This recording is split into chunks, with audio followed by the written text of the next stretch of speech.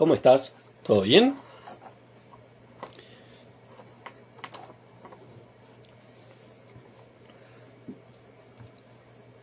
¿Todo tranquilo?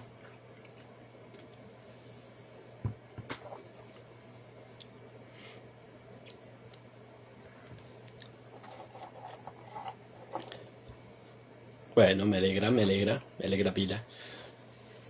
Vamos a esperar un poquito más, a ver que se sume un poquito más de gente. Hoy que estamos haciendo en un horario poco habitual, una horita antes, y arrancamos con el tema. Ambiguo, ¿cómo estás?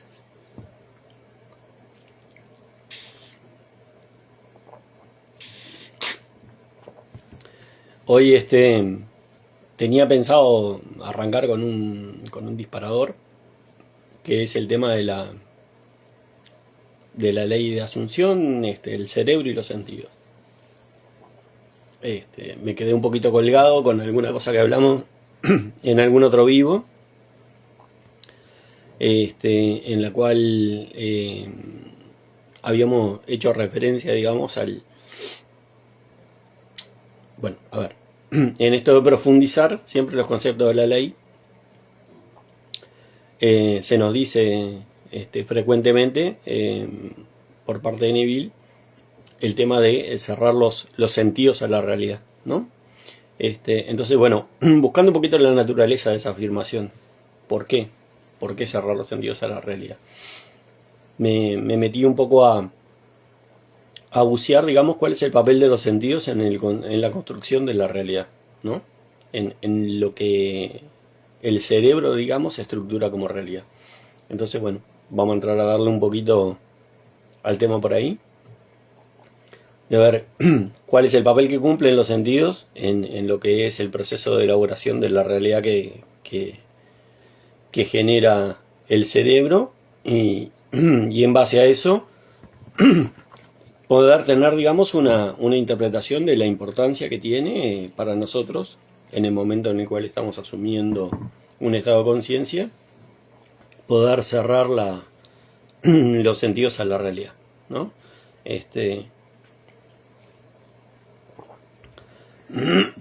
Saludos a toda la gente que va entrando.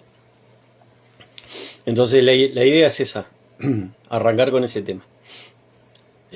Para eso, ¿cuál es el papel que cumplen los sentidos en lo que es la construcción de la realidad por parte del cerebro, ¿no? Y una de las primeras cosas que nos dicen, digamos, tanto la neurociencia como la psicología, es que en realidad los sentidos lo que hacen es desempeñar un papel de alguna forma de percepción, ¿no? O sea, son como canales, digamos, perceptuales, que aportan información que el cerebro después interpreta. ¿Bien? Ahora, ¿qué sucede? Ese nivel perceptivo que nosotros tenemos a través de los sentidos ya viene condicionado, digamos, por el paquete de creencias del cerebro. O sea, no es que cada uno de los sentidos, digamos, aporta información objetiva de lo que está pasando afuera, de cómo se construye la realidad, sino que en realidad está buscando un determinado nivel de información, ¿no? O sea, trabaja sesgado por lo que es una estructura de creencias que ya viene preestablecida por el cerebro, ¿no? Podemos decir entonces que el papel, digamos, de los sentidos, en definitiva, es estar ratificando, digamos, lo que es el estado interno, ¿no? O sea, yo estoy creyendo, por ejemplo, que la gente me rechaza o la gente me trata mal, entonces mis sentidos lo que están buscando son situaciones que de alguna forma confirmen que esa asunción, ¿no? O ese marco hipotético del cual parto internamente se confirma en la realidad, ¿no? Entonces, lejos de lo que nosotros pensamos, ¿no? De que somos objetivos cuando miramos algo, de que somos objetivos cuando escuchamos algo, me parece que lo interesante de esto es entender que nosotros cada vez que hablamos de los sentidos, en realidad lejos de estar hablando de una realidad objetiva que nos acercan, lo que tenemos que entender es que nos están acercando una información absolutamente manipulada por nuestro propio cerebro. ¿Qué quiero decir con esto? Quiero decir que básicamente el mundo que nosotros estamos percibiendo está moldeado por una percepción que está de acuerdo con nuestras creencias o con nuestros paquetes de información interna, nuestros niveles de asunción interna, ¿no?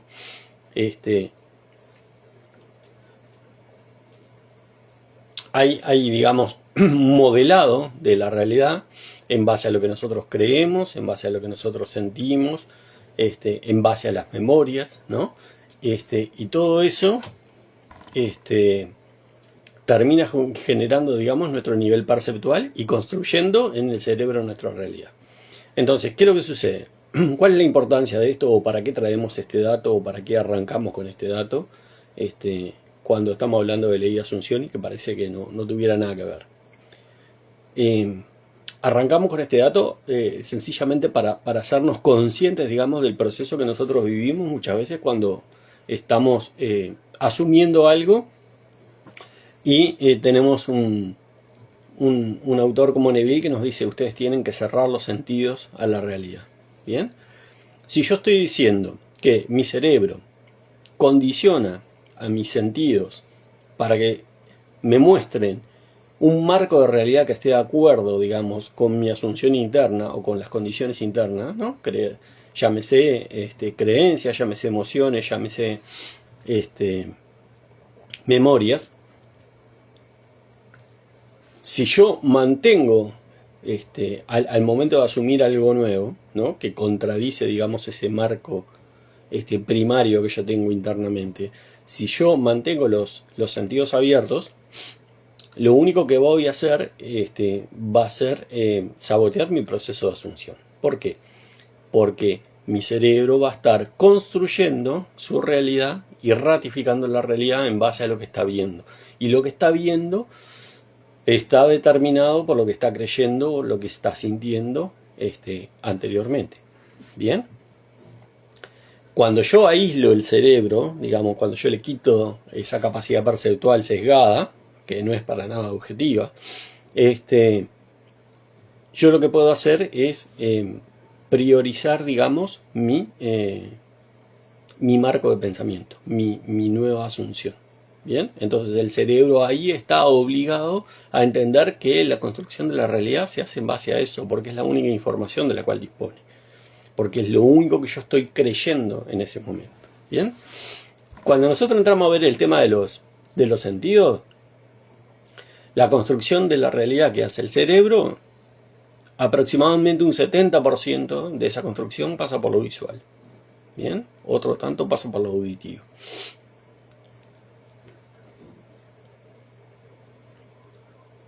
Si será importante entender y manejar esto. ¿Por qué?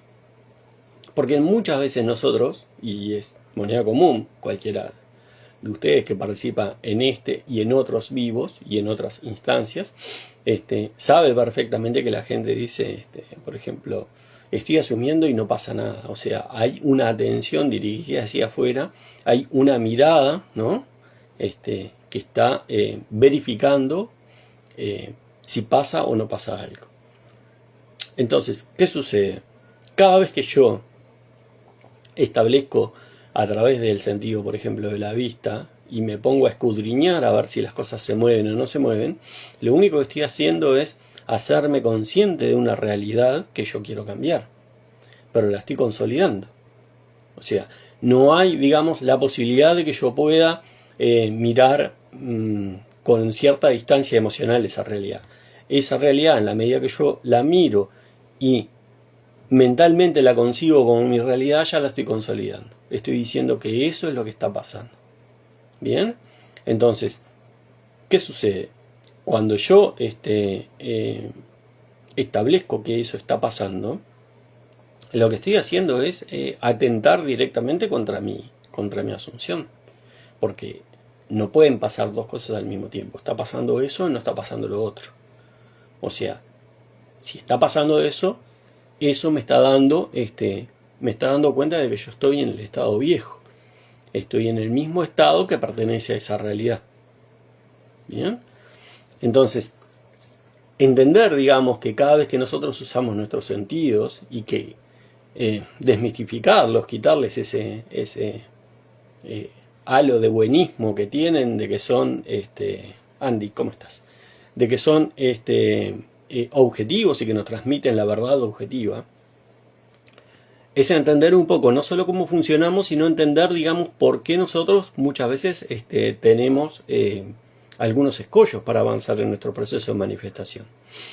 Es entender que esos sentidos están siempre sesgados, e influenciados por lo que nosotros creemos y que en definitiva nunca transmiten la verdad. No transmiten la verdad objetiva.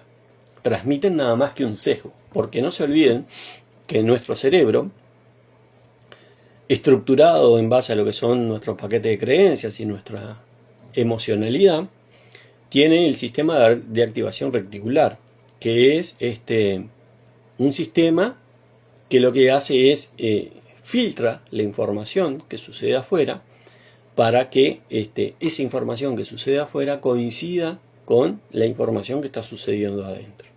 O sea, básicamente nosotros tenemos un intermediario entre nuestro subconsciente y la realidad, que es el sistema de activación reticular, que está encargado sistemáticamente de decir: lo que estás creyendo es verdad, está sucediendo afuera. ¿Bien? Entonces, cuando nosotros empezamos a comprender que esa vieja historia que nosotros teníamos de pensar que los cerebros nos aportaban el mundo como es, y nos empezamos a dar cuenta que en realidad lo que nos aportan es el mundo como nosotros lo vemos, el mundo como nosotros creemos que es, ¿bien? Cambia la historieta.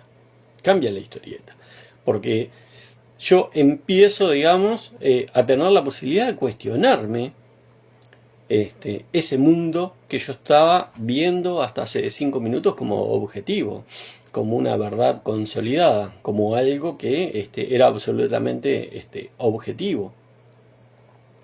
Empiezo a darme cuenta que ese mundo responde a mi mundo interno. Entonces, quiere decir que si yo compro esa verdad, lo que estoy haciendo es ratificando lo que está pasando en mi mundo interno. Ahora, si yo quiero cambiar la estructura de mi mundo interno, tengo que dejar de mirar ese mundo, ese reflejo, ¿bien? Para no seguirlo consolidando. ¿Ah? Y saber que ese reflejo, que es una cosa muy importante que nosotros debemos entender, ese reflejo, justamente por lo que veníamos diciendo, que los sentidos lo que hacen es moldear perceptualmente la realidad en base a mis creencias, ¿ah? Es básicamente un reflejo. ¿Bien? No tiene una existencia, digamos, por fuera. O sea, la existencia que tiene está vinculada a lo que yo estoy sintiendo interiormente. Eso tiene un doble mecanismo a nuestro favor. El primero es entender que es un reflejo, que no tiene autonomía. O sea, que hay un modelado que nace en lo que son mis paquetes de creencias, en lo que es el conjunto de mis emociones y de mis memorias. Y tiene un segundo beneficio, que es entender que si yo cambio internamente esa estructura, digamos, de creencias, emociones y memorias, eso se va a ver reflejado afuera.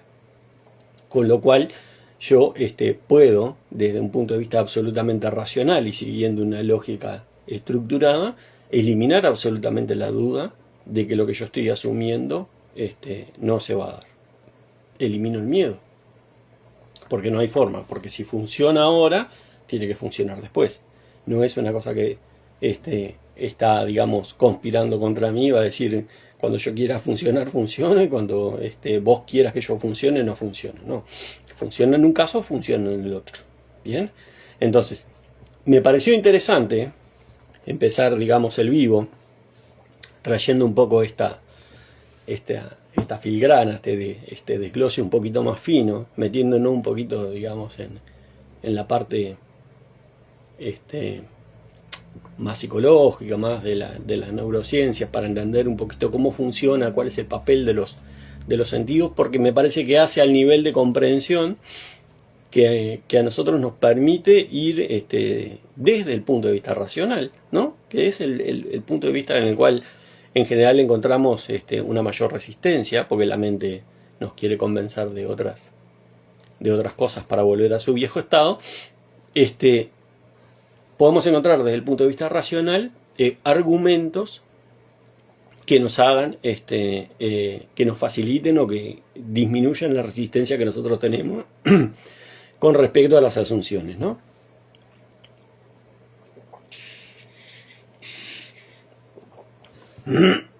Perdón. Es muy común encontrar que cuando empezamos a asumir, empezamos en procesos en los cuales se da el miedo, se da la ansiedad, se da la duda con respecto a que lo que nosotros queremos asumir se vea plasmado en la realidad, ¿no? Y eso parte muchas veces desde un autoconcepto disminuido, pero muchas veces también se da por no entender las lógicas de funcionamiento, ¿no? Por seguir comprando que la realidad es un hecho objetivo, que es una estructura independiente de nosotros y que en realidad funciona a su antojo, con leyes propias y que no tienen nada que ver conmigo. Cuando nosotros empezamos a estructurar un poquito más la mirada sobre qué pasa con los sentidos, qué pasa con el cerebro, ¿no?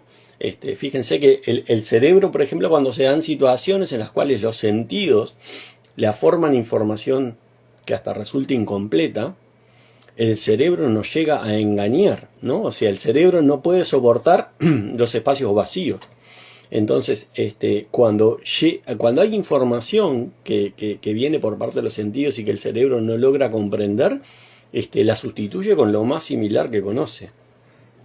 Bien, entonces, esa, digamos, es el nivel de manipulación que nosotros tenemos de la realidad a través de los sentidos. Bien, entonces cuando nosotros, yo soy Boris, ¿cómo estás? Cuando nosotros encontramos un poco esa mirada de decir, bueno, ¿qué pasa con los sentidos? ¿Por qué los sentidos son importantes para que yo entienda la realidad? ¿Por qué son importantes para que yo pueda comprender lo que pasa afuera? ¿Cómo construyo yo la realidad desde mis cerebros, utilizando mis sentidos? Empiezo a encontrar una lógica que respalda todos los planteos de la ley. Quizás desde un punto de vista absolutamente distinto, poco tratado de repente en la ley, pero es interesante acceder, digamos, a una racionalidad que nos permita disminuir esos factores como son la duda, como es el miedo, que muchas veces nos complican las manifestaciones. ¿Bien?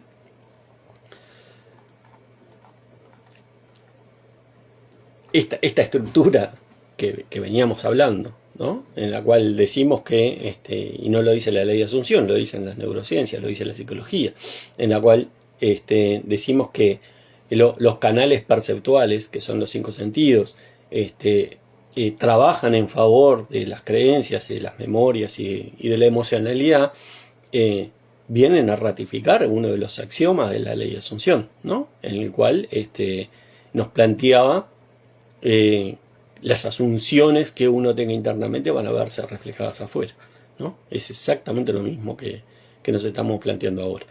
Entonces, a mí y en particular,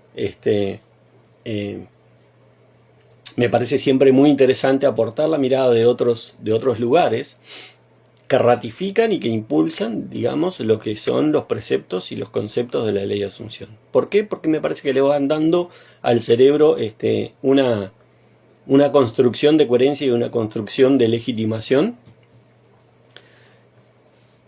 que ver la ley de Asunción solo desde un punto de vista metafísico. ¿Bien?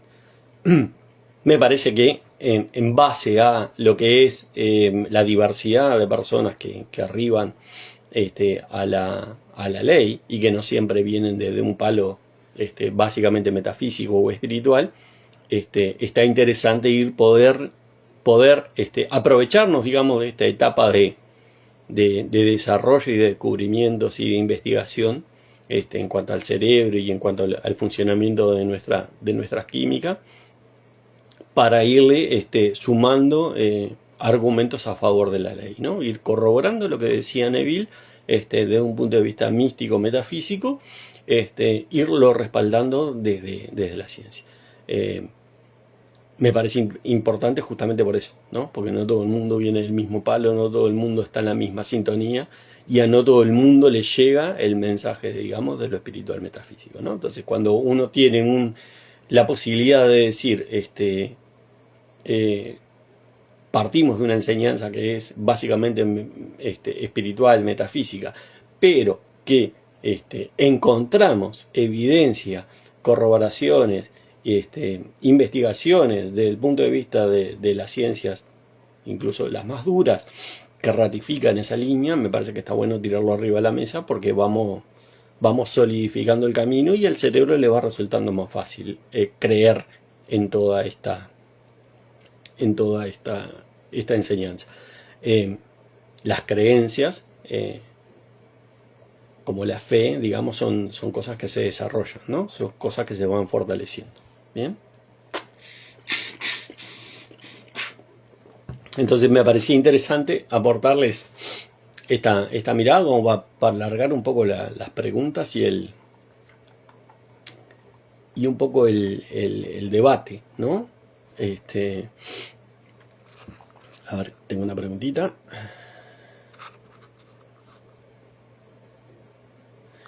¿Podrías brindar un ejemplo de sentimiento de realidad? Bueno, sí. El sentimiento de realidad es una pregunta que ya me hiciste en un post que puse y está bueno para profundizar. Para hablar del sentimiento de realidad, lo primero que tenemos que hacer es remitirnos un poco antes, ir un pasito atrás, ¿no? El pasito atrás es entender, digamos, qué es lo que nos decía Neville con respecto al tema de la asunción, ¿no? Neville nos dice, vamos a arrancar por lo básico. Neville nos dice, toda la realidad está terminada, ¿bien? Todos los estados están completos. Entonces, empecemos por definir todos los estados. ¿Qué implica un estado? Un estado es un concepto, digamos, en el cual nosotros en determinado momento estamos creyendo algo con respecto a nosotros, con respecto a los demás y con respecto al mundo. ¿Bien? Ese es un estado de conciencia. ¿Bien? Cuando te dice la realidad está terminada, quiere decir que la infinita variedad de alternativas, de estados de conciencia que puedas imaginar existen ya. ¿Bien? Lo único que vos estás ocupando uno solo. ¿Ok? Entonces, cuando vos decís, yo no estoy contento con mi realidad, supongamos, no estoy contento con mi realidad económica, no estoy contento con el trabajo que estoy teniendo. Ok. Yo quiero tener un trabajo con determinadas características. Ese es tu deseo. ¿Bien? Ese deseo ya está definiendo un estado de conciencia. ¿Qué quiero decir con esto? Ese deseo está definiendo un proyecto imaginativo en el cual vos te ves de determinada forma, trabajando en determinado lugar, ganando determinado dinero y trabajando en determinadas condiciones. ¿Ok? Eso es un estado de conciencia. ¿No? ¿Por qué es un estado de conciencia? Porque el conjunto de características que vos estás definiendo va a terminar expulsando esa realidad, ¿no? A cada realidad le pertenece un estado de conciencia y a cada estado de conciencia le pertenece una realidad. ¿Bien? Entonces, cuando vos entrás en esa definición del deseo, digamos, cuando vos decís, uy, qué lindo sería laburar en tal trabajo, ¿no? Y empezás a decir, bueno, yo en ese trabajo quisiera ganar tanto y quisiera que mi horario fuera flexible y quisiera esto. Vos definís un estado. Pero automáticamente cuando vas definiendo ese estado, ¿bien? Empezás a decir, uy, yo me sentiría recontra feliz si yo estuviera en ese trabajo, con ese régimen de flexibilidad horaria, ganando esa plata, y podría hacer tal cosa y podría hacer tal otro. O sea, vas redefiniendo lo que es tu personaje, lo que es tu persona. ¿Ah? ¿Por qué? Porque vos no podés acceder desde que sos hoy a esa realidad, porque es un estado de conciencia distinto, que necesita otro personaje. ¿Bien? Entonces, cuando hablamos de la realidad del deseo, ¿bien?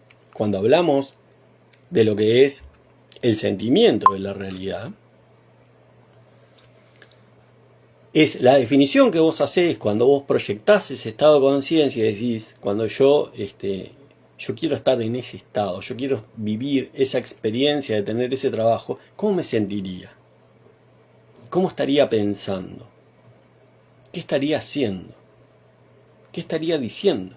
Porque obviamente si vos tenés un trabajo con determinadas características y saltás a un estado de conciencia en el cual tenés un trabajo con otras características, no estarías diciendo lo mismo, no estarías pensando lo mismo, no estarías actuando de la misma forma. Entonces, ese es el sentimiento, que vos te apropies del sentimiento. Y esto está basado en la ley de reversibilidad que nos planteaba Neville. La ley de reversibilidad lo que decía es que si vos conocés las causas, podés provocar el efecto. Y si conoces el efecto, podés descubrir cuáles fueron las causas. ¿Bien? Entonces, quiere decir que si vos sabés cómo te sentirías, ¿no?, en ese estado de conciencia o en esa situación en la cual vos tenés un trabajo nuevo con determinadas características, vos asumiendo el sentimiento hoy, ¿bien?, podés expulsar esa realidad. ¿Y por qué lo podés expulsar? ¿Y por qué tenemos resistencias? ¿Y por qué muchas veces nos cuesta? Porque este personaje que está asumiendo esa nueva realidad, todo lo que conlleva ese estado de conciencia, todas las formas de pensar, las formas de sentir, las formas de hablar, y eso le son ajenas, le son raras, son incómodas, porque no estás acostumbrado a eso. Entonces Neville nos hablaba de generar el sentimiento de naturalidad. El sentimiento de naturalidad lo generás en base a la repetición. O sea, un sentimiento que para vos es absolutamente ajeno, en la medida que empezás a quedarte, a pensar, a imaginar, a experimentar ese sentimiento en tu interna, ¿eh?, ese sentimiento para la mente cada vez se va haciendo más conocido, más familiar. Hasta que llega un momento que ese sentimiento va a tener las características natural. O sea, va a ser natural para vos pensar como esa persona, sentir como esa persona. ¿Bien? Cuando eso sucede, esa naturalidad lo que implica es que ese sentimiento o ese estado de conciencia está siendo impreso en tu subconsciente. Por consiguiente, tiene la obligación de ser expulsado a la realidad. ¿Bien? ¿Por qué, por ejemplo, para vos es por qué hoy tenés la vida que tenés? Porque es natural para vos tener la vida que tenés. Todo lo que vos sentís, todo lo que vos pensás, todo lo que vos decís es natural para vos. Vos no decís algo, decís, uy, qué raro esto que dije. No, es natural. Toda tu conversación interna es natural para lo que es tu estado de conciencia actual. Esa misma naturalidad es la que vos tenés que adquirir a través de la práctica del sentimiento de realidad que te generaría el nuevo estado. Bien, esa es un poco la explicación. No sé si te aclaré. Yo soy Boris. Si no te aclaré, le metemos un poco más de claridad ahí a la parte que no te haya quedado clara.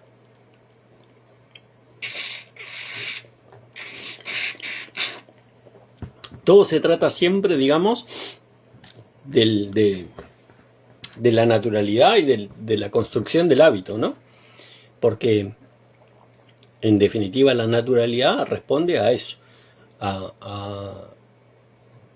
hábito que nosotros generamos con respecto a eso que estamos sintiendo, con respecto a eso que estamos pensando. Ustedes fíjense que nosotros muchas veces, en realidad, pensamos como pensamos, sentimos como sentimos, hablamos como hablamos, porque es habitual para nosotros. ¿Bien? ¿Qué quiero decir con que es habitual? Que en realidad lo hemos incorporado a través de la repetición, a través del uso, y lo hemos transformado en un hábito, ¿no? Y al ser habitual para nosotros, es tan natural que no es perceptible para nuestra conciencia. Es parte de lo que nosotros somos. Es el grado de identificación que genera el hábito. ¿Bien? De hecho, muchas veces nos pasa, y lo hemos hablado ya muchos vivos, que cuando nos encontramos en una situación en que nos vemos interpelados por alguna situación, alguna circunstancia, o por otra persona, nuestra defensa más natural es: yo siempre fui así. Cosa que es absolutamente mentira, ¿no? Nunca fuimos... No hay prácticamente nada que haya sido de siempre. En realidad todos son incorporaciones, todas son construcciones adquiridas que están basadas en la repetición. Y eso nos genera una identificación que nos hace perder, digamos, nos hace perder idea de cuándo nosotros incorporamos eso. ¿Bien? Ese es el nivel, digamos, que nosotros tenemos de identificación.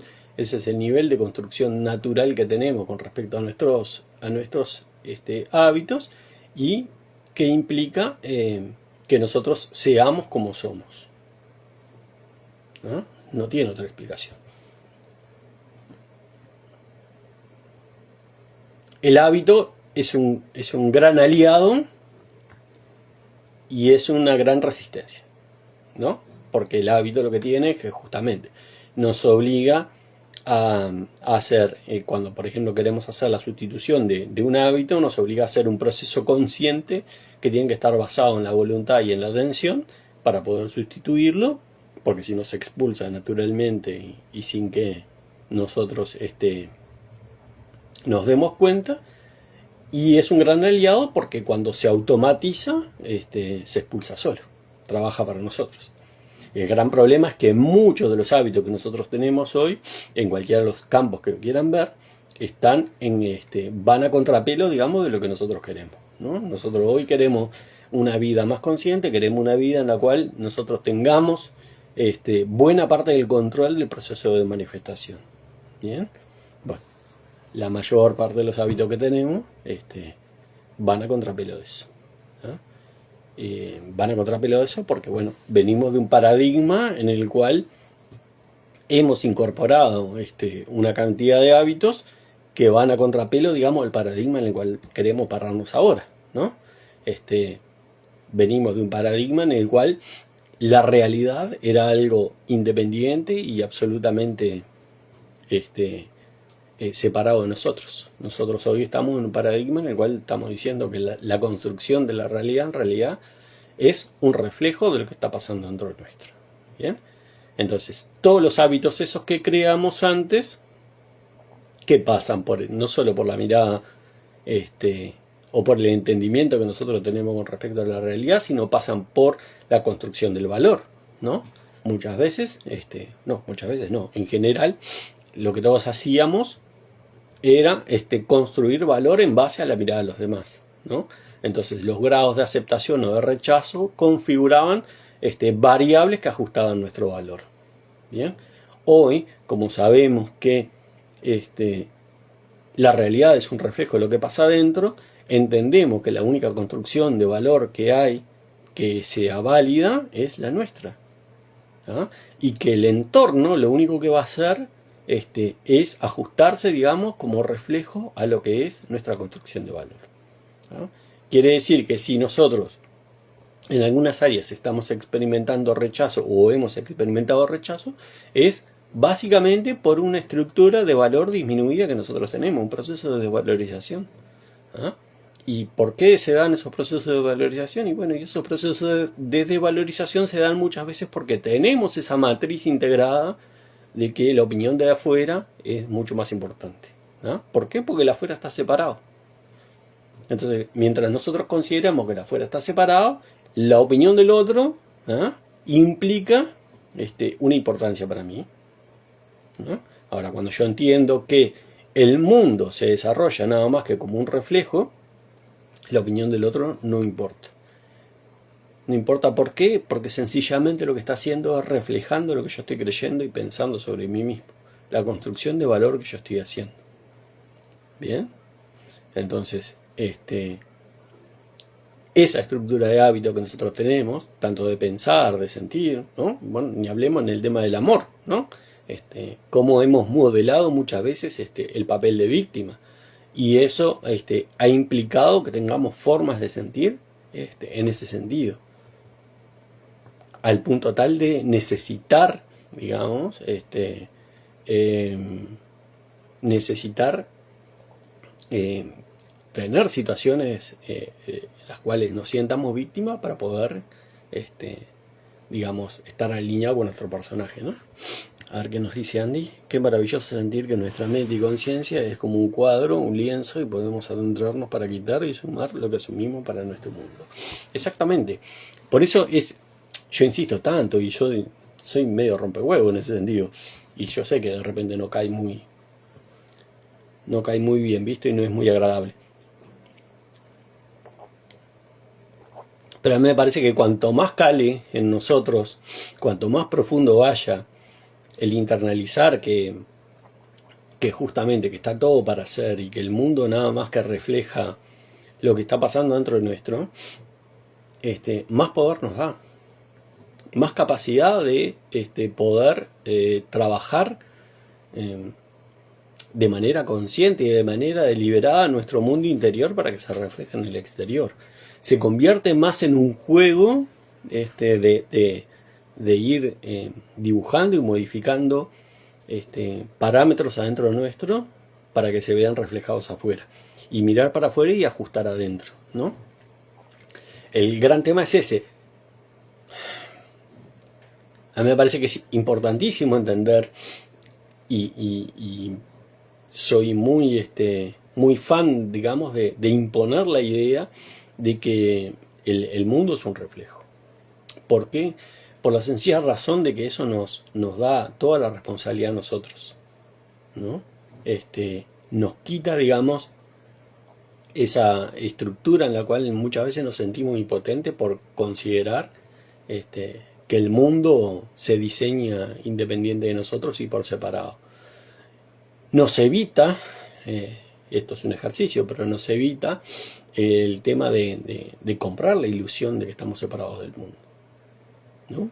Y ajusta nuestro nivel perceptual, porque si yo no estoy separado del mundo, quiere decir que todas aquellas situaciones en las cuales yo tengo que interaccionar con otras personas, de la misma forma que interactúo con ellas, estoy interactuando conmigo, ¿no? Entonces nos da un nivel de perceptual distinto.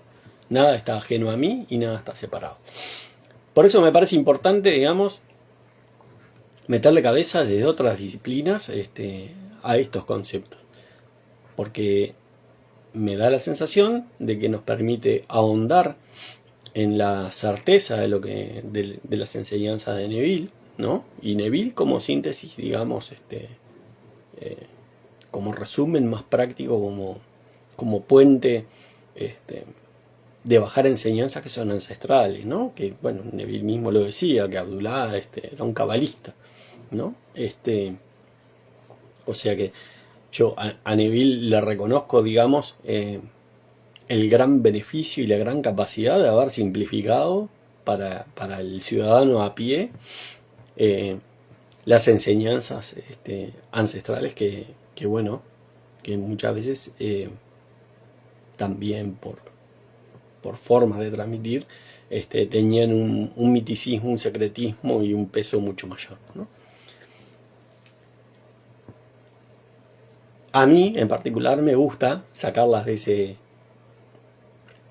no desconocer ese aspecto espiritual y místico, pero sí sacarlas de esa circunscripción, digamos, y empezarlas a hacer pasar por otros ámbitos para traerlas a lo mismo, ¿no?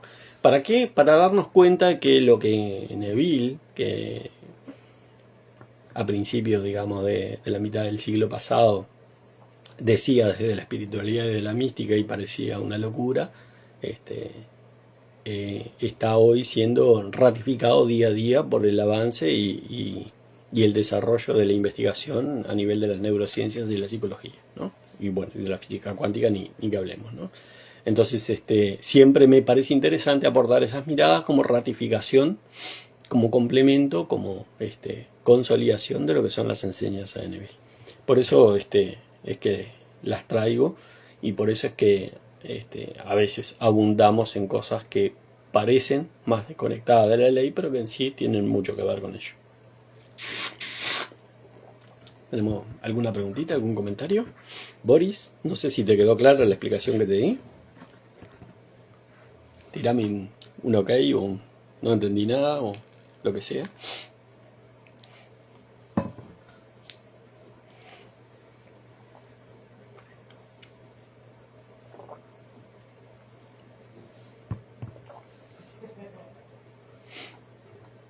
Ustedes me cuentan si quedó alguna duda.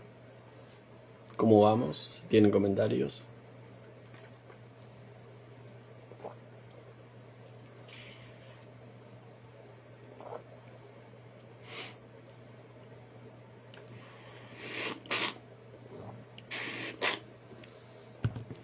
A mí me parece interesantísimo que empecemos a tomar conciencia de que nuestra mirada del mundo no es una mirada casual, ¿no? No es una mirada que esté despegada de nosotros, que tiene todo que ver con lo que nosotros somos. Eso me parece interesantísimo porque dimensiona y pone en su justa medida cómo nuestro cerebro y cómo nosotros mismos construimos la interpretación de la realidad. Es fascinante, me parece, desmistificar eso de que hay un mundo objetivo afuera, porque en realidad lo que yo estoy viendo es lo que está alineado con lo que yo estoy creyendo. No hay otra forma, ¿no? Entonces, esa forma de redimensionar esa interpretación que yo hago del mundo es lo que a mí me empodera. ¿Por qué? Porque quiere decir que si yo cambio lo que estoy creyendo, lo que estoy sintiendo, voy a cambiar mi percepción del mundo y por consiguiente voy a cambiar mi realidad.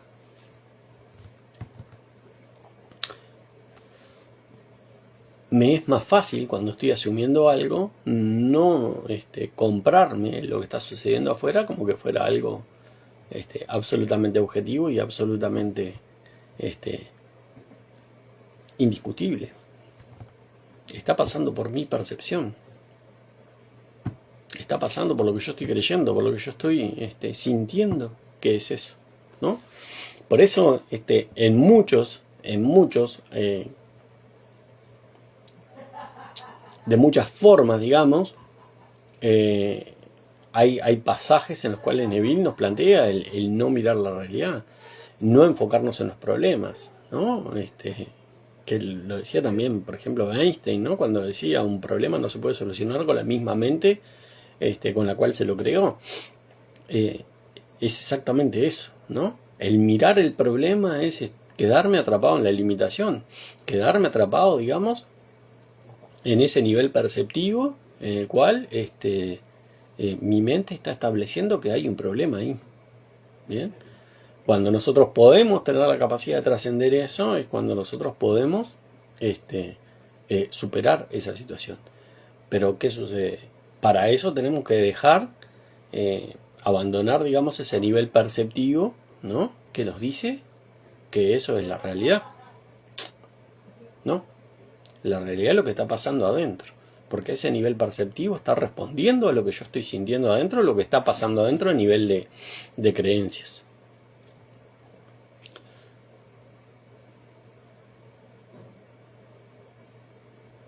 Me parece muy interesante para poder, digamos, sostener operativamente todo esto que estamos intentando aprender desde la ley de Asunción, el conocer justamente cómo se dan estas estructuras de percepción, ¿no?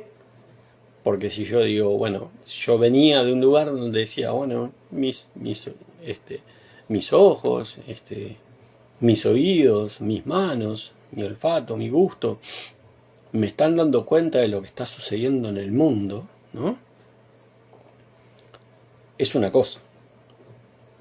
Ahora, si yo digo, estos 5 sentidos me están diciendo lo que yo creo que está sucediendo en el mundo, quiere decir que lo que está sucediendo en el mundo nace en mi creencia. Por consiguiente, yo lo puedo cambiar. ¿Bien? Si es de la otra forma, los 5 sentidos pasan a ser nada más que mensajeros. Me están diciendo lo que está pasando afuera, de lo cual yo no tengo absolutamente nada para cambiar o para modificar. Es un cambio absolutamente radical con respecto a nuestro poder. En uno soy absolutamente un espectador más, alguien que no tiene ningún tipo de control sobre lo que sucede afuera, y en la otra situación soy una persona que está percibiendo el mundo en base a lo que son su paquete de creencias. O sea, yo cambio mi paquete de creencias, amoldo mi paquete de creencias a lo que yo quiero y el mundo cambia. ¿Bien? Entonces, conocer este tipo de cosas me parece que nos facilita desde un punto de vista racional, de esa mente que utilizamos siempre, que es la que más jeringa, ¿no? Porque es la que viene a instalar conversaciones internas que no están a favor nuestro muchas veces o que van en contra de los procesos de asunción que nosotros queremos. Es empezar a quitarle la base sobre la cual se apoya, ¿no? Cuando decía, no, pero mirá lo que pasa afuera. Bueno, capaz que lo que está pasando afuera no es tan real como antes creíamos. Capaz que lo que está pasando afuera está más alineado con lo que nosotros creemos que está pasando. Entonces, es ahí donde nosotros empezamos a ver lo que nos decía Neville en cuanto a cómo las conversaciones internas ordenan la estructura de realidad afuera, ¿no? Porque si en realidad lo que está pasando afuera está más alineado con lo que yo estoy creyendo, quiere decir que lo que me estoy diciendo constantemente, que está basado en lo que estoy creyendo, es lo que está ordenando lo que está pasando afuera. Quiere decir que cada vez que vengo y digo, en un vivo, en un taller, en una sesión, estoy asumiendo esto y no está pasando nada, lo que está sucediendo es que yo estoy mirando y teniendo la conversación interna de que no está pasando nada, por consiguiente no está pasando nada. ¿Se dan cuenta cómo se van ordenando los elementos? Entonces, comprender cómo funciona toda esta maquinaria, entender que las cosas tienen un fundamento y que se apoyan todas en estas enseñanzas, empieza a simplificarnos, digamos, a nivel de la mente racional, a nivel de lo que son los distintos niveles de resistencia que tenemos, que a veces nos complican para asumir estados de conciencia que queremos asumir. Entender que nuestro paquete de creencias es el que genera las conversaciones internas y que esas conversaciones internas, porque tengamos en claro la dimensión de las conversaciones internas, ¿no? Tengamos claro que nosotros a veces cuando decimos conversaciones internas parece que es como lo que nosotros somos conscientes de lo que nos decimos en determinado momento, pero en realidad la conversación interna es 24/7, ¿no? La conversación interna es de esos hábitos que tiene el ser humano, en los cuales no es consciente de tenerlo, ¿no? Uno se encuentra dialogando con uno mismo permanentemente sin tener conciencia de que lo está haciendo. Mucho menos tenemos conciencia de lo que nos estamos diciendo, o sea, del tenor de la conversación interna que estamos sosteniendo. ¿Bien? Entonces, cuando nosotros nos damos cuenta de ese maravilloso instrumento que es la conversación interna y que se refiere básicamente o se apoya básicamente en un hábito, ¿no? Que el hábito es lo que habitualmente nos conversamos, es básicamente lo que hablamos, ¿bien? Cuando nos damos cuenta que nosotros podemos redimensionar, reprogramar, reestructurar esa conversación interna y ponerla a nuestro favor, cambia muchísimo la historieta, porque ahí vamos a tener una de las herramientas que está apoyada en los hábitos, que tiene un corte, digamos, de funcionamiento automático que va a estar a favor nuestro. ¿Ah? La resistencia está justamente en esa característica de hábito, ¿no? Porque hay que ponerle voluntad, porque hay que ponerle nivel de atención, porque hay que ponerle perseverancia. Pero en el momento que nosotros le incorporemos a nuestro favor, olvídate, ya está. Exactamente, la dieta mental también pasa por ahí, ¿no? La dieta mental, justamente lo que nos planteaba Neville era dejar filtrar de forma consciente la información que entra en nuestro cerebro, y dejar pasar solo aquella información que esté alineada con el proceso de asunción que nosotros queremos lograr. ¿Para qué me voy a estar contaminando con otra información? Cada vez que nosotros, porque digamos, la contaminación, ¿qué es? La contaminación es la adquisición de información que no está vinculada a mi proceso de asunción, pero que yo estoy dando como una realidad. Porque yo estoy dejando entrar esa información y estoy diciendo, o sea, dando el consentimiento de que eso está pasando en el mundo. ¿Bien? Por consiguiente lo estoy asumiendo como parte de mi mundo. Entonces, nosotros tenemos que dejar manipular de tal forma la información que pase solo aquella información que esté vinculada a lo que yo quiero asumir. ¿No? Y no me vengan que, pero eso es manipular. Estamos absolutamente manipulados constantemente. ¿Bien? No hay información objetiva en el mundo. ¿Bien? Pero no hay, no porque los demás lo acabamos de decir, ¿no? O sea, la información a la cual nosotros accedemos está filtrada o está sesgada por lo que nosotros estamos creyendo. Por consiguiente ya tenemos un nivel de manipulación que es inconsciente. ¿Ah? Y a su vez participamos de un colectivo en el cual hay otros actores haciendo otras asunciones, y por lo tanto generando niveles de información también sesgados. ¿Bien? Entonces, no existe la discusión sobre si la manipulación es buena o mala. Todo lo que sea bueno para mí es bueno, ya está. Si tengo que manipular la información para que fortalezca mi proceso de asunción desde un punto de vista mental, lo tengo que hacer, ya está. Ya está, ¿para qué voy a estar comprando otras realidades? ¿Cuál es el sentido de eso?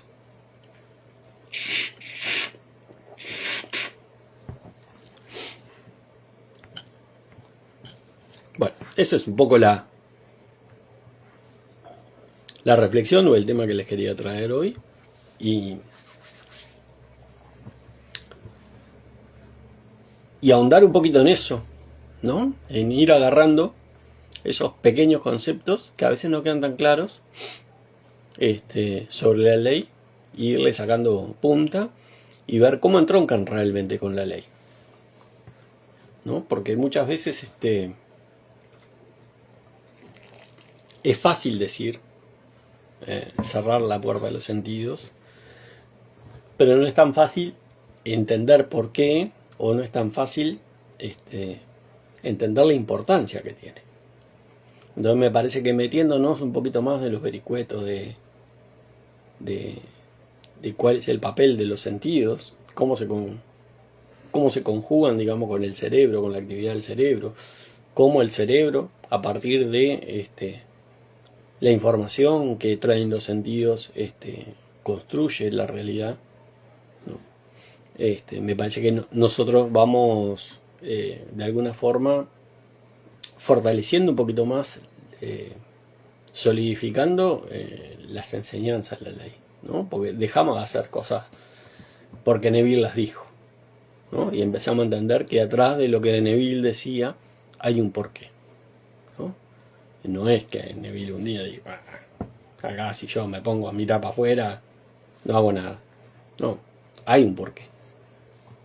Tiene una fundamentación teórica, desde el punto de vista más de las ciencias, digamos, y fortalece esa visión espiritual y metafísica.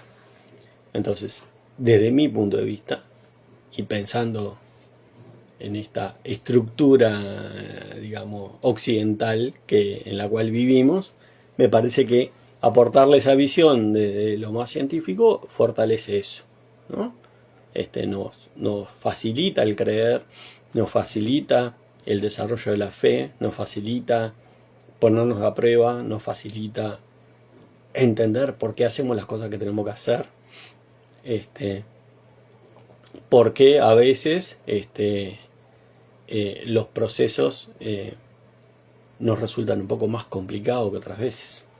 Bien, cuando nosotros empezamos a entender cómo funciona la máquina, ahí no caemos en el drama, por ejemplo, ¿no? Tenemos la posibilidad de decir, bueno, se empezó a complicar acá, a ver por qué es. Bueno, ya entiendo, es por esto.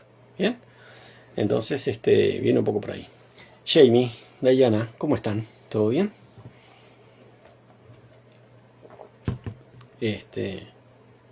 A mí me resulta, o me parece que resulta más fácil cuando uno comprende cómo se van dando las situaciones, ¿no? O sea, cuando uno entiende las causas que hay atrás de los enunciados. Entonces, esto de entender y de desmitificar, ¿no? Porque es parte del viejo paradigma, ¿bien? Decir que esa realidad es algo objetivo, ¿no? La realidad es lo que es. No es lo que es. No es lo que es.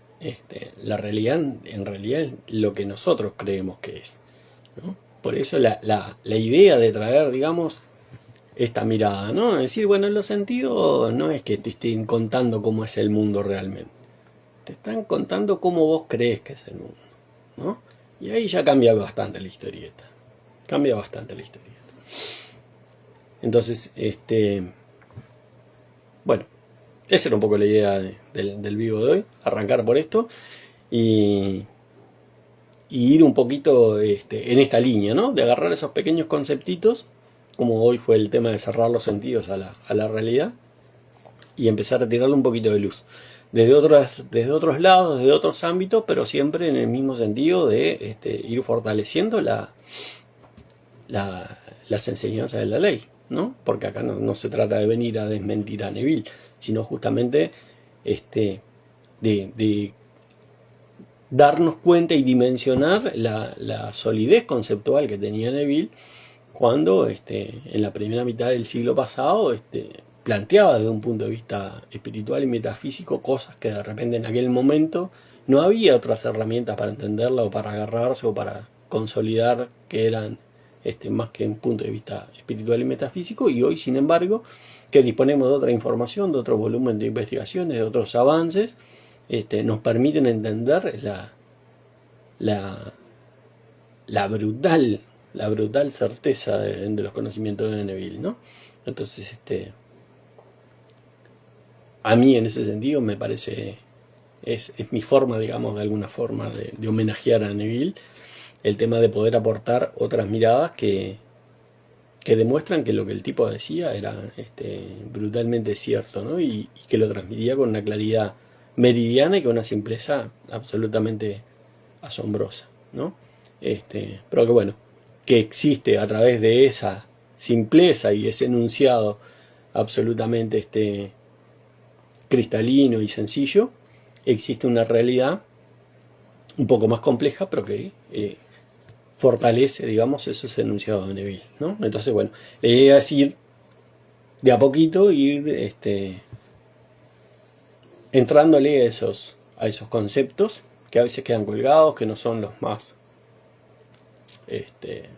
renombrados dentro de la ley, pero que son importantes porque hacen, digamos, a la parte más de barro de la ley, ¿no? O sea, la parte más operativa, la parte más de persistencia, más a la parte de constancia. Y que cuando nosotros le aplicamos un nivel de comprensión, le aplicamos entendimiento, nos facilitan porque nos impiden caer en lugares donde no queremos caer, y nos facilitan porque estamos entendiendo lo que estamos haciendo. Porque en definitiva trascendemos el repetir una fórmula. Trascendemos el decir, hay que hacer esto, esto y esto. ¿Por qué? ¿Por qué no de otra forma? Bueno, hay una lógica atrás de eso. Hay una fundamentación atrás de esa lógica que implica que las cosas se tengan que dar en determinado orden y que todas las cosas que nosotros hacemos tienen un porqué, no es azaroso, ¿no? Todas las técnicas, por ejemplo, ¿no? La repetición no es azarosa, más allá de que a uno le sirva y a otros no. La vinculación de lo emocional con el pensamiento no es azarosa, ¿ah? Ambas situaciones están vinculadas a la impresión del subconsciente, ¿no? El cerrar los sentidos no es azaroso, ¿no? El no mirar el problema no es azaroso. O sea, todas las cosas que nosotros repetimos, todas las cosas que nosotros aprendemos, todas las cosas que nosotros difundimos tienen un porqué. Bien, a veces, un poco llevados por la ansiedad, nos comemos ese porqué.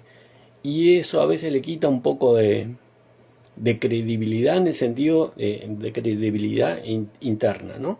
En el sentido, digamos, de que llega un momento que podemos dudar de por qué estamos haciendo las cosas, porque no estamos entendiendo el porqué, o porque nunca tuvimos claro el porqué, sino porque lo tomamos como una estructura de pasos que hay que seguir para lograr una manifestación, ¿no?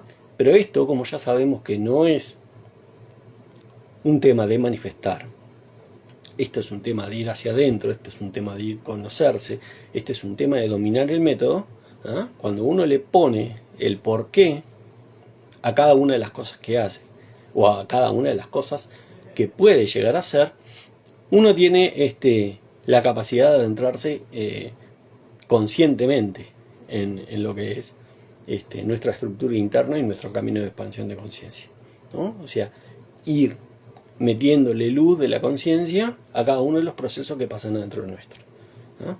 Y ahí uno tiene la capacidad de discernir a qué le va a dar pelota y a qué no, a cuál le va a dar prioridad y a cuál no.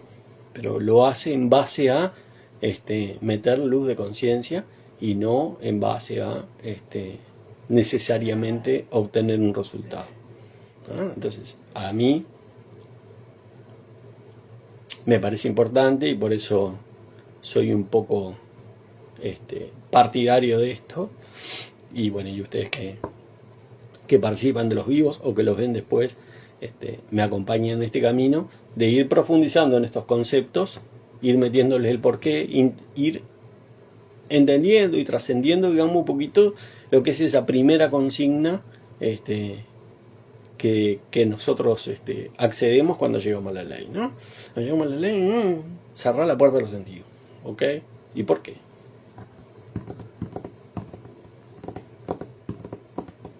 ¿Cuál es la explicación para eso? Bueno, hay toda una explicación teórica, ¿no? Hay todo un porqué, digamos, que está vinculado a cómo funcionamos internamente, ¿no? Y por qué esa forma de funcionar, si nosotros lo hacemos de otra forma, afecta a nuestro proceso de asunción. ¿Bien? Así que bueno, esa es un poco la guía que vamos a llevar de acá adelante. Ir metiéndole hay todo un bosque detrás del árbol, sí señora, es así. La idea, como siempre, es avanzar, digamos, en términos de la ley, pero avanzar siempre intentando expandir los niveles de comprensión, ¿no? O sea, para ir más allá del resultado puntual.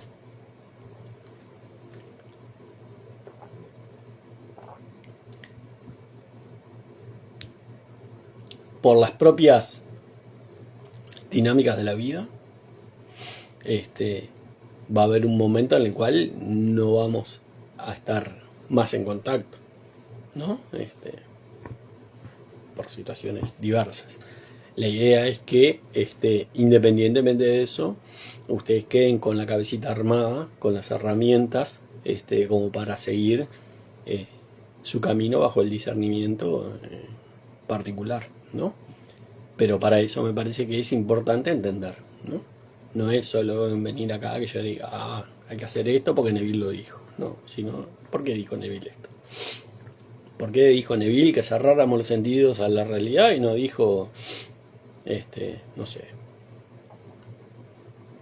no vean para afuera, ¿no? Bueno, todo tiene una explicación. Entonces, la idea acá, y desde mi interpretación, ojo, Está claro, ¿no? Esto no es la verdad ni pretende ser la verdad revelada. Desde mi interpretación, la idea es siempre tirar una línea un poquito más profunda, ¿no? Y ampliar un poquito el conocimiento y ampliar un poquito el debate. Miren que yo no estoy acá para transmitir lo que yo pienso y decir no vengan a cuestionarme porque lo bloqueo, no me interesa, o sea, al contrario. Si pueden, si tienen argumentos o si tienen pensamientos que no están de acuerdo, lo pueden plantear, lo discutimos, está buenísimo. Quizás nada que ver con lo que estás diciendo ahora. Ya cuando empezás así, es porque la vas a pudrir, nanita. ¿Cómo sería disolver un rencor hacia otro de la ley? Bueno, eso lo tenés que hacer con la revisión, ¿no? ¿El rencor qué es? ¿Qué es el rencor? Definamos primero qué es un rencor. Un rencor es un anclaje emocional negativo que nosotros tenemos con respecto a una situación o con respecto a una persona. ¿Bien? Para eso Neville nos dio la revisión. La revisión, ¿qué es? Es la modificación de un resultado que nosotros obtuvimos en una determinada experiencia. ¿Ok?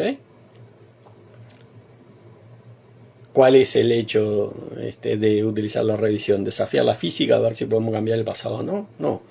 Justamente el hecho está en que nosotros podamos, a través de la revisión, resignificar, digamos, el impacto emocional que tuvo esa experiencia en nosotros. ¿Por qué? Porque todas aquellas experiencias emocionales, sobre todo de corte negativo, que son, digamos, las que son o las que tenemos más presente,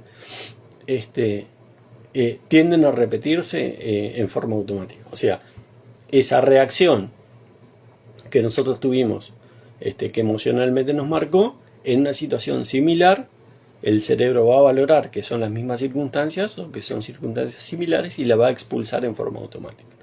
Entonces nosotros lo que hacemos es mantener, digamos, un ciclo de reproducción en el cual siempre nos vamos a estar encontrando con situaciones de ese estilo. ¿Ah? ¿Por qué? Porque nosotros tenemos esa estructura en el banco de memoria. ¿Bien?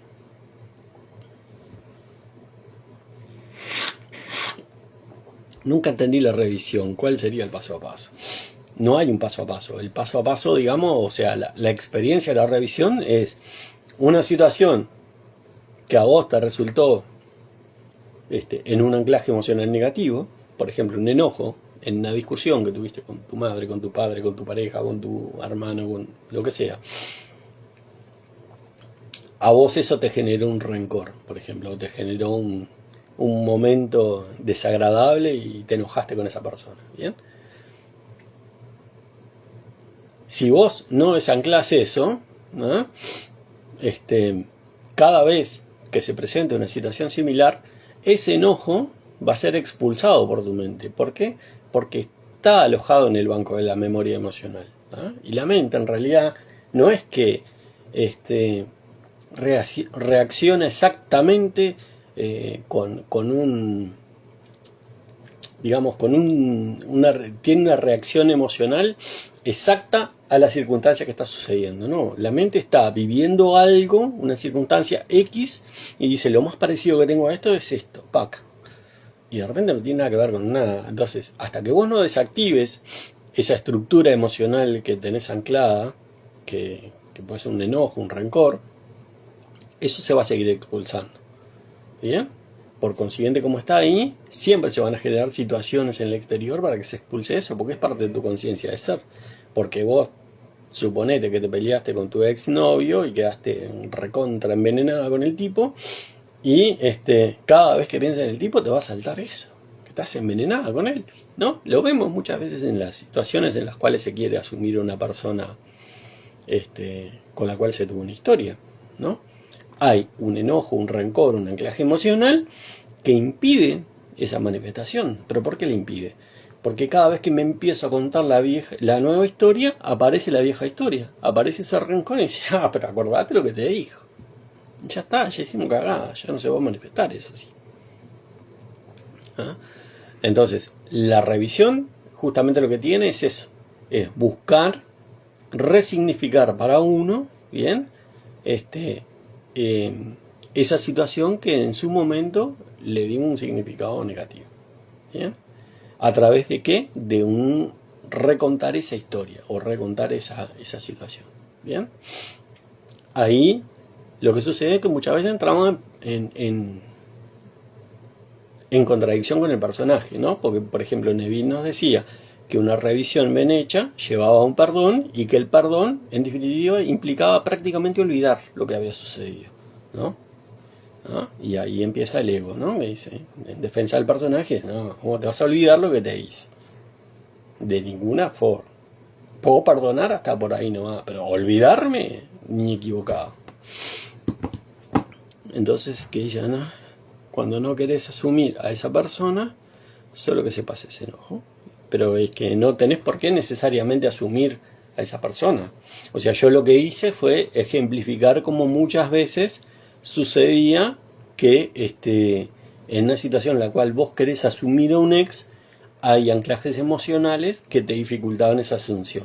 Pero no quiere decir que si vos superás ese enojo, asumas a esa persona. No tiene nada que ver una cosa con la otra, porque la asunción, digamos, es un acto deliberado, no es una cosa automática.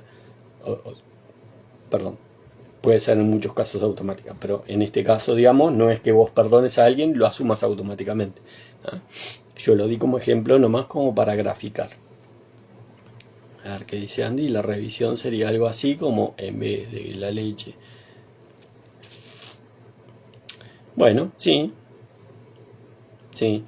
Hay un dicho en el Río de la Plata que dice: el que se quema con leche ve la vaca y llora. Y Andy lo que dice es: la revisión sería algo así como en vez de ve la leche y llora, ve la leche y hace dulce de leche. Claro, algo así.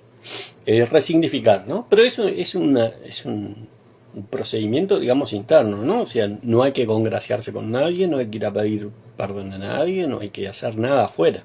Es una resignificación emocional interna, ¿no? Que lo que nos permite es eso, es no seguir reproduciendo circunstancias que nos, por asociación, que nos evoquen a esa situación. Porque recuerden que todo lo que nosotros tenemos dentro de nuestra conciencia de ser está obligado a expulsarse. Cuando nosotros desactivamos esos anclajes emocionales, lo que hacemos es permitir que otras realidades empiecen a configurarse en nuestra vida. Porque de hecho eso ya no está más dentro de nuestra conciencia de ser. Bien, no sé si quedó claro. Lore, Ana.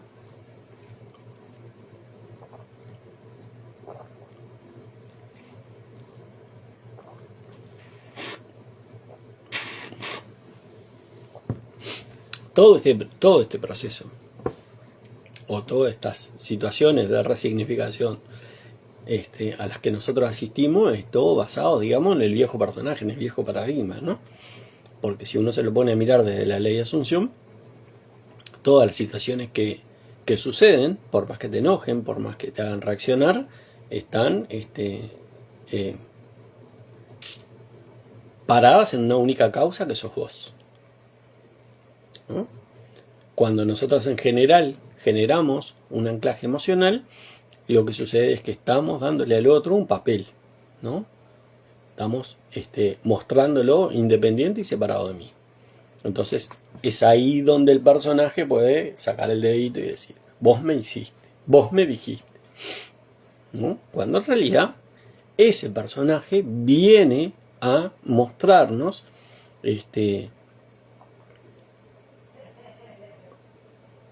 una parte de nuestro autoconcepto,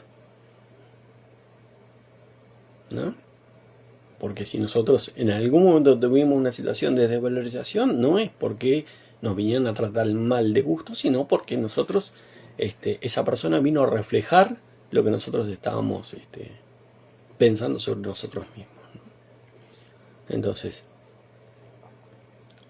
partiendo de este núcleo conceptual que es la ley de Asunción, uno se tiene que dar cuenta que hay que eliminar todo eso, ¿no? Porque no existe un culpable en el otro, sino existe, digamos, una causa que es interna. Bueno, revisa, Meli, revisa y fíjate si querés estar con él o no. No hay nada que sea imposible.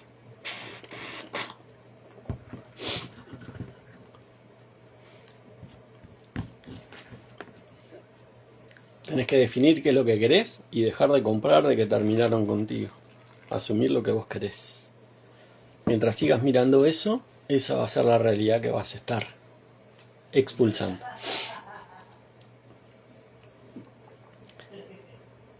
Todo esto se trata de mente, siempre, siempre. La renovación de la mente, la renovación de la forma de pensar. La reconceptualización del poder que nosotros tenemos a nivel de mente. El entender que lo que pasa afuera es básicamente lo que nosotros estamos diciendo que va a pasar. Constantemente la historia que vemos afuera es la historia que nos estamos repitiendo adentro.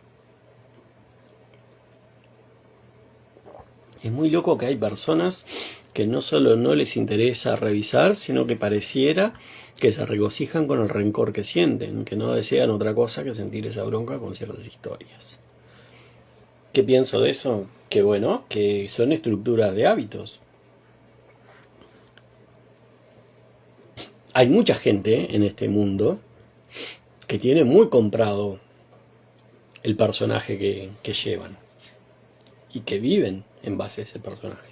Todos conocemos gente en la cual el sentido de la vida pasa por mejorar el auto todos los años, o ir a tal lado, o ir a tal otro, o tener éxito en los negocios, ¿no? O tener tal cosa o tal otra. Todo eso, que yo no digo que esté mal, o sea, el que lo quiera hacer, que lo haga, es un estado de conciencia. Pero en realidad lo que están sosteniendo ahí es un personaje, ¿no? Y mucha gente está atada, digamos, a esa estructura de hábitos emocionales que implican, por ejemplo, si yo largo este rencor, dejo de ser víctima. Si yo me compro el papel de que soy responsable de lo que pasa en mi mundo, abandono lo conocido.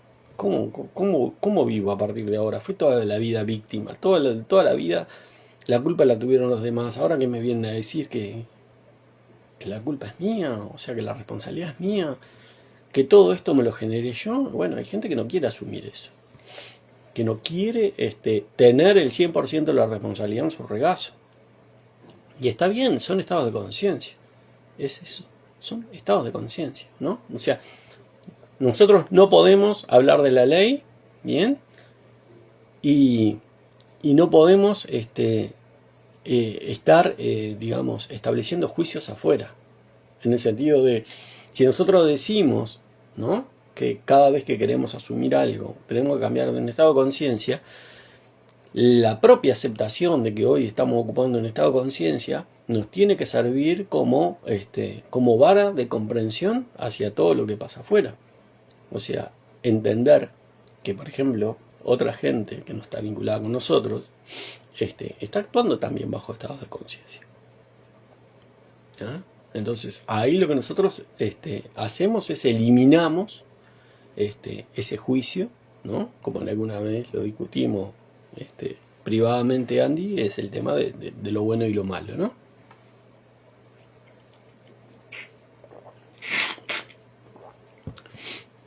Claro, es que bueno, es que son los grados de identificación. Son los grados de identificación, ¿no? Es lo que hablamos. De repente un ejemplo mucho más light, ¿no? Pero cuando a vos a veces te increpan por alguna cosa, decís, yo siempre fui así. Eso es un grado de identificación brutal. Si uno toma dimensión de esa excusa de yo siempre fui así, ¿no? O cuando, por ejemplo, la gente viene y te dice, porque yo soy frontal, yo soy directa, ¿no? Y con eso adquieren un certificado de impunidad para decir cualquier cosa, ¿no? No, no es así. No es así, nunca fuiste así. Adquiriste eso, por la razón que sea, ¿bien? Pero son estado de conciencia, nada más que eso. A ver qué dice, amigo, dice, yo intelectualmente entiendo que soy yo, pero no sé cómo eliminar ese sentimiento de rabia hacia la otra persona. Bueno, no sabes cómo eliminarlo. Ok. Tenés que fijarte por qué surge ese sentimiento de rabia, ¿no? O sea, cuáles son las creencias o cuáles son cuál es la conversación interna que se dispara a través de ese sentimiento de rabia. ¿Qué parte del personaje, digamos, está herido? O siente que está herido o siente que fue perjudicado. Porque ahí hay una creencia, ¿no? En general, los procesos de rabia y eso lo que están actuando son como un mecanismo de defensa, ¿no? Porque me siento abandonado, porque me siento rechazado, porque me siento no elegido. Entonces reacciono en términos de rabia, ¿no? No hay mejor defensa que un buen ataque. ¿Bien? Pero atrás de ese sentimiento de rabia o atrás de esa defensa o ese impulso que a nosotros nos viene, hay una creencia, hay un concepto que está vinculado a nuestro autoconcepto. ¿Bien? Por ejemplo, yo puedo reaccionar con indignación porque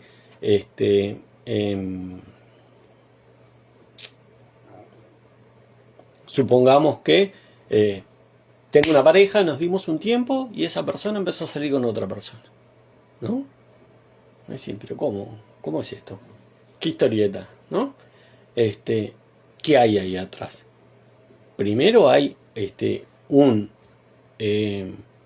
una conceptualización, digamos, de que yo no soy lo suficientemente importante, que puede haber otra persona más importante que yo para ser elegida por esa persona. Bueno, ¿ah? Pero eso está hablando de vos, amigo. Mayra, ¿cómo estás? ¿Se entiende? O sea, cuando vos estás pensando que hay una persona que puede ser elegida por la persona con la cual vos querés estar, estás considerando que esa persona, por la razón que sea, incluso a veces sin conocer a la persona, ¿no? Hay un tercero, digamos, que es más importante que vos. ¿Es más importante ese tercero? No, es una disminución de tu valor. ¿Entendés? Entonces, no centres, digamos, la atención en el tercero, sino, Anto, ¿cómo estás? ¿Todo bien? Pregúntate, digamos, cuáles son las causas que generan tu desvalorización para que consideres que hay una persona que es más importante que vos para ser elegida por la persona que vos elegiste, ¿no? Pero aparte de eso, entendés que estás aplicando una lógica que va a contrapelo, digamos, de la lógica de la ley de asunción. ¿Ok? ¿Por qué? Va a contrapelo y no va a contrapelo. Me voy a explicar. En el sentido que va a contrapelo es porque vos estás eligiendo a esa persona. O sea, vos estás eligiendo a la persona con la cual querés estar. ¿Ah? Pero le estás dando libertad a esa persona. ¿Bien? Vos estás permitiendo, digamos, que esa persona actúe separado de vos. ¿Ah?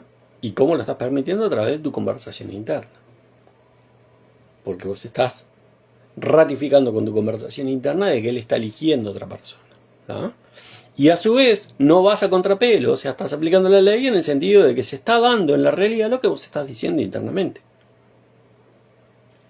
No sé si se entiende, capaz que no fue claro, pero repetimos si no se entendió. ¿Ya? Vas a contrapelo porque vas a, digamos, en contra de los conceptos o de los principios de la ley, en el sentido de que nada fuera tuyo, ¿ah? Tiene independencia de vos.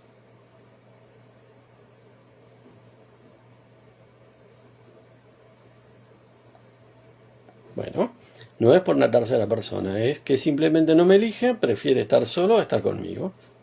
Revisa tu autoconcepto. Revisa tu autoconcepto.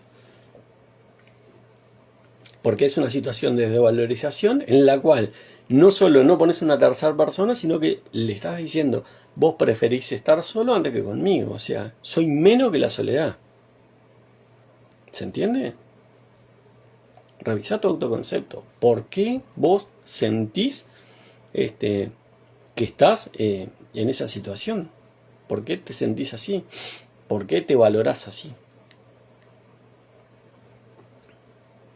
¿Se entiende lo que voy?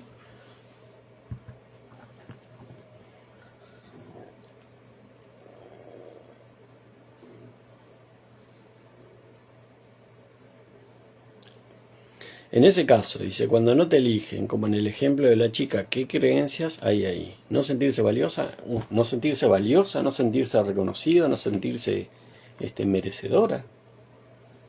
Sentir que hay personas que tienen más posibilidades que vos, ¿no? Y ahí las causas son variadas, ¿no? Teta más grande, culo más grande, más inteligente, con más plata, más alta, más baja, no sé. Son variadas las causas, ¿se entiende? Pero siempre estás viendo en los demás atributos, ¿eh? Que son más importantes que los que vos tenés. ¿Ah? Y estás, digamos, ponderando que hay un mundo que se mueve independiente de vos. ¿Entendés? ¿Por qué? Por la sencilla razón de que vos le estás dando a otro la libertad de que tenga más facultades o facultades más atractivas que las tuyas. Vos estás haciendo el cuentito y estás diciendo, la vecina de enfrente, que tiene unas pompis del carajo, ¿eh? Le roba todas las miradas a la persona que yo elijo. Yo voy a decir, ¿para qué estoy haciéndote cuento? ¿Para qué? ¿De dónde viene que a mí se me ocurrió que esto podía ser interesante o atractivo para mí? Y ahí van a decir la mitad, no, pero ¿te diste cuenta? ¿Te diste cuenta en realidad? ¿Te diste cuenta que sí las tiene? Sí las tiene. ¿No? Y ahí viene una catarata de excusas que en realidad lo que están justificando es la desvalorización que nosotros tenemos. Muchas veces la no aceptación que nosotros tenemos de lo que somos. ¿No? Que esa es una forma de desvalorizarnos. Aquello de el pasto es más verde del otro lado de la cerca, ¿no? Pero es trabajo de autoconcepto. Nosotros siempre estamos reflejando lo que es nuestra conciencia de ser. ¿Bien? Entonces, dentro de nuestra conciencia de ser está lo que nosotros estamos creyendo sobre nosotros mismos. ¿Ah? Y es cierto que cuando hablamos del tema pareja, cuando hablamos del tema de persona específica, el comprar esa ilusión de la separación es mucho más fácil, ¿no? Porque al otro lo estamos viendo actuar.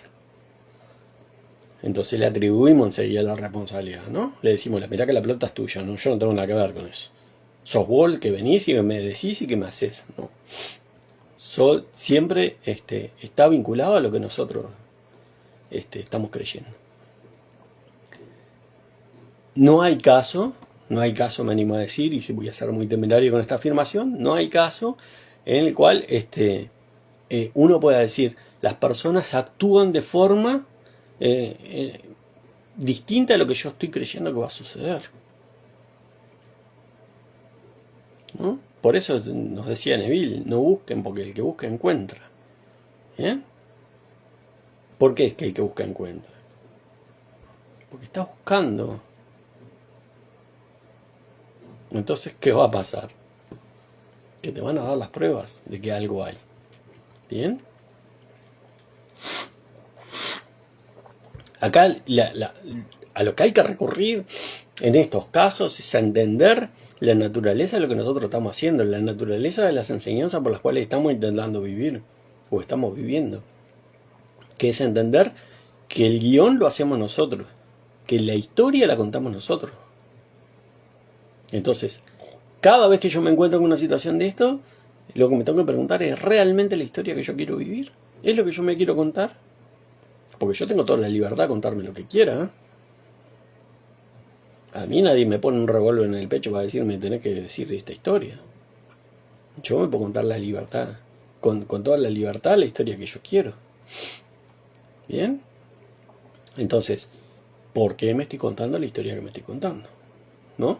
Y ahí seguramente, si uno empieza a hacer con el suficiente tiempo y con la suficiente dedicación un trabajito de observación interna, se va a dar cuenta que probablemente esa historia que nos estemos contando está parada no solo en una creencia de desvalorización, sino que es una conversación interna que traemos desde hace años.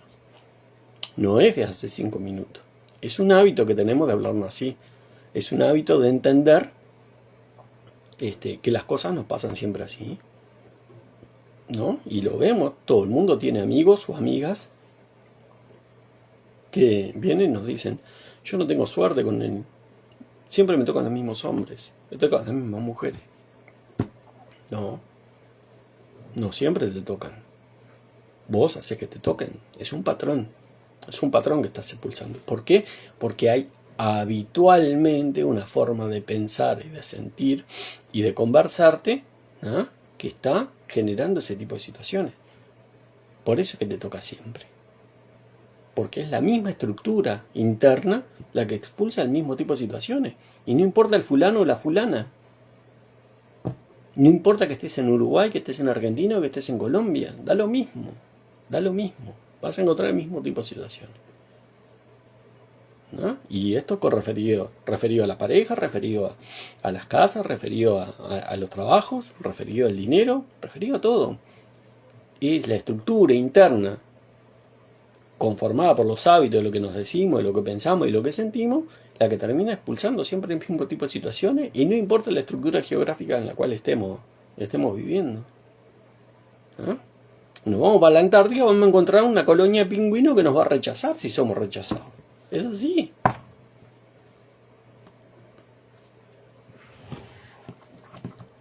No tiene mucha vuelta, ¿no? Entonces, cuando uno se encuentra en ese tipo de situaciones, hay que empezar a preguntarse, ¿por qué estoy sintiendo lo que estoy sintiendo?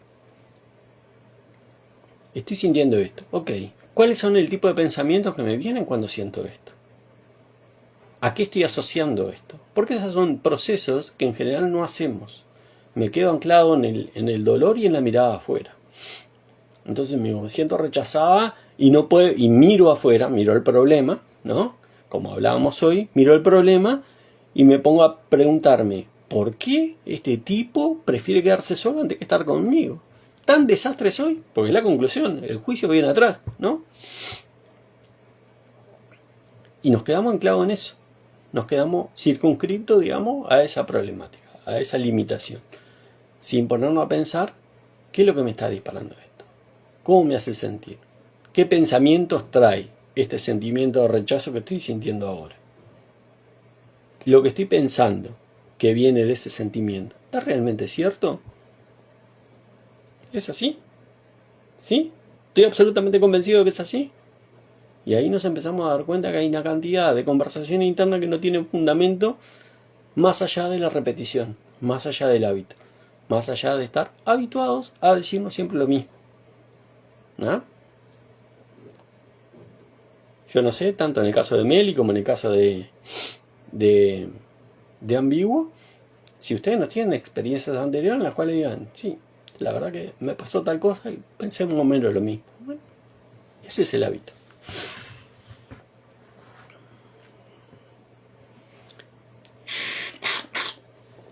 Bueno,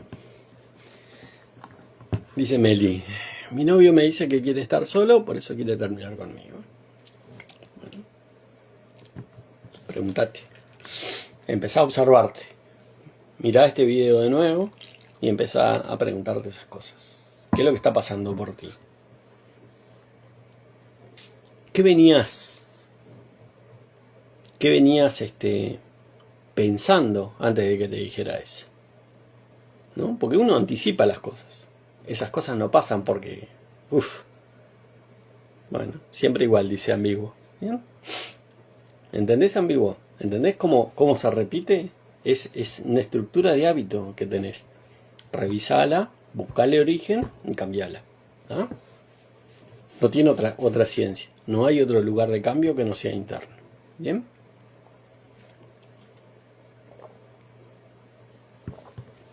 El tema de esto es entender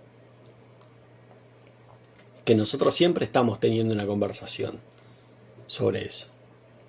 Nosotros estamos siempre diciendo, por ejemplo, ¿no? Supongamos, en el caso de Meli, que el tipo le dice, yo quiero estar solo, nosotros estamos diciendo, esto está raro, esto ya no es como antes, ¿no? Y empezamos con ese tipo de lucubraciones que nos van llevando a situaciones imaginarias que vamos asumiendo lentamente, ¿no? Ya no te veo tan cariñoso como antes y empezamos a cambiar nuestra percepción con respecto al otro, ¿no? Y por consiguiente, al cambiar nuestra percepción, empezamos a disciplinar al otro, ¿no? Para que esté de la misma forma en la que nosotros estamos creyendo que está, ¿no? Y eso nos termina llevando a la ruptura, ¿no? ¿Pero por qué? ¿Porque cambió el otro? ¿Porque se le murió el amor? ¿Porque se marchitó? ¿Dejamos de regar eso? No, porque nosotros cambiamos nuestra conversación interna.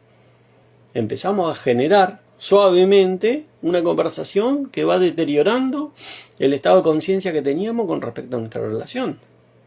¿Bien? Y eso empieza a reflejarlo el otro. ¿Ah? Y hay veces que decimos, no, pero yo nunca pensé esto. No, ¿cómo que no lo pensaste?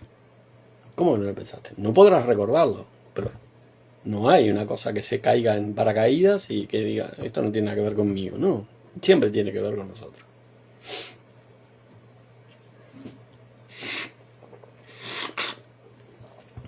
Bueno, está perfecto. Me está funcionando, dice Ana, me está funcionando decir, eso no es cierto. Cada vez que me siento desvalorizado o inferior. Exacto, porque es, digamos, la forma de confrontar a las creencias, porque en definitiva cualquier hábito termina siendo una creencia, o está parado en una creencia, más bien, la forma, digamos, de confrontar eso es dándole la validez. Es decir, ¿por qué estoy creyendo esto? ¿Esto es realmente verdad? ¿Es así? No, no es así. Entonces, si no es así, ¿para qué lo estoy pensando? ¿Para qué lo estoy sosteniendo? Y ahí es donde se empieza a caer, digamos, la estructura de la creencia. ¿Ah? El tema es que cuando nosotros no tenemos, digamos, un nivel de atención, ¿ah? Lo que sucede es que no cuestionamos eso porque no lo podemos ver. Estamos tan metidos en la dinámica diaria que no logramos ver esa creencia expulsada. Entonces no hay cuestionamiento. Y como no hay cuestionamiento, dale que va, la damos como válida, ¿no? El día que nosotros nos paramos y empezamos a pensar en eso que estoy pensando, eso que estoy diciendo sobre mí, o sobre la situación, o sobre esa persona, ¿es realmente así? Y vemos que no tiene sustento, se empieza a caer por sí solo. No hay posibilidad de que se sostenga. ¿Bien? Nada que cambiar sino uno mismo. Exactamente, Melissa. Exactamente. Porque todo proviene de nuestro interior. ¿Bien? Entonces, todas las situaciones que nosotros vivimos siempre tienen un origen en nosotros. Y como tienen un origen en nosotros, tienen una solución en nosotros también. O sea que no hay drama. ¿Ah? Y por eso vamos a aplicar el mantra en ambas situaciones, tanto en la de Melissa como en la de Ambiguo. Vamos a aplicar el mantra que tiene esta cuenta, que es, no me importa lo que pase afuera. No me importa lo que pase afuera. Puede venir y decirme en hebreo antiguo que no quiere estar conmigo porque quiere estar solo. A mí no me importa. Si yo quiero asumir a esa persona, asumo a esa persona y ya está. Y hago mi trabajo. ¿Por qué? Porque entiendo que el mundo es un reflejo de lo que pasa dentro mío. Entonces, si yo vengo y hago mi trabajo, ¿bien? Eso se va a reflejar afuera. Entonces, ¿cuál es la preocupación que voy a tener? Ninguna. Me tengo que focalizar en hacer mi trabajo. Me tengo que corregir, tengo que focalizarme en corregir lo que tengo que corregir. ¿Por qué? Porque yo por enfoque, por simple esfuerzo a lo bruto, puedo manifestar a esa persona de nuevo.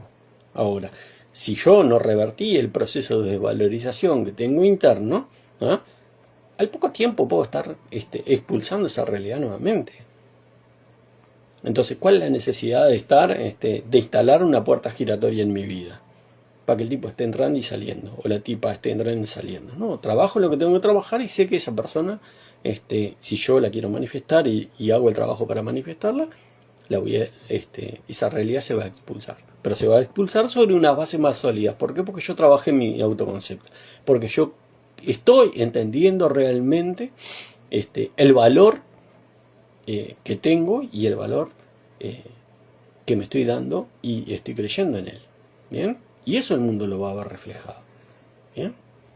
Pero es la importancia de entender que el trabajo es siempre adentro. Vemos la pantalla nomás, la película, pero recordar que somos nosotros los directores. Exacto. ¿No? Siempre se trata de eso. Siempre se trata de entender cómo son las situaciones y cómo Lo único que tenemos que hacer es interpretar correctamente lo que está pasando afuera para venir a corregir adentro. No hay otro misterio.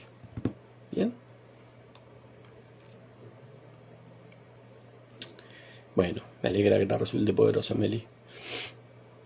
Sí, el tiempo es indiferente el tiempo, porque el tiempo también es una creencia. Es indiferente. Cuando yo empiezo a mirar el tiempo, es cuando en general me empiezo a complicar. Porque hay muchas creencias asociadas con el tiempo. Entonces, soy mucho más permeable. Es una categoría que me complica más. ¿Tenemos alguna preguntita más? Si no, estamos yendo. 2 horitas.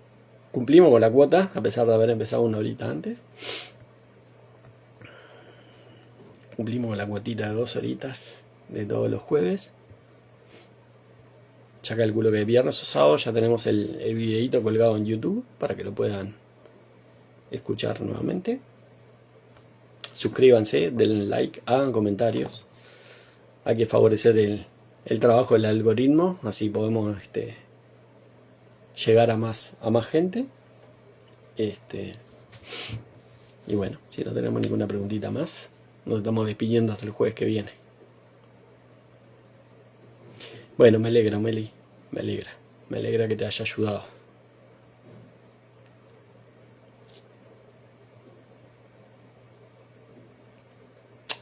Sí, siempre necesitamos en nuestro trabajo, nuestro tiempo para trabajar con nosotros mismos.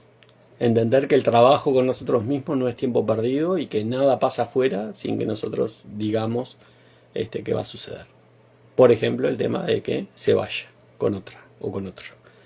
Pero bueno, es también parte de internalizar los conceptos de la ley. Así que bueno, gente linda, nos vemos el jueves que viene. Pasen buen fin de semana y cuídense mucho. Hasta luego.